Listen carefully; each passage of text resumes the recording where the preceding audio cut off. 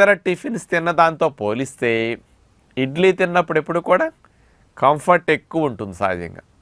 అంచేత ఇడ్లీ మంచిదంటానికి ఆయిల్ లేకపోవటం, తేలిగ్గా అరగటం, హాయిగా మత్తు లేకుండా హెవీగా అనిపించకుండా ఉండటం, ఇవన్నీ మంచి లక్షణాలు. మరి ఆయిల్ లేదు మంచిదే, మరి ఇడ్లీలో ఏమి లాభాలు ఉన్నాయి? పూరీ దోశతో, వడతో, ఇట్లాంటి వాటితో పోలిస్తే ఇడ్లీ మంచిది అనుకుంటున్నాం కదా.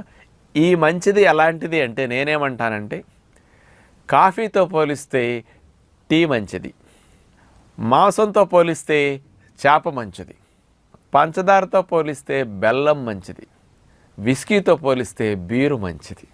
దాంతో కంపేర్ చేస్తే పూరీతో, దోశతో, వడతో పోలిస్తే ఇడ్లీ మంచిది. కానీ ఇడ్లీలో మంచి అంటానికి ఏమున్నాయి చెప్పండి? అది నేను అనేది ఇక్కడ. ఇడ్లీ తింటే జబ్బులు వస్తాయని మీరేమంటలేదు ఎప్పుడు. కానీ ఇడ్లీలో ఏమి లాభాలు ఉన్నాయి, నష్టం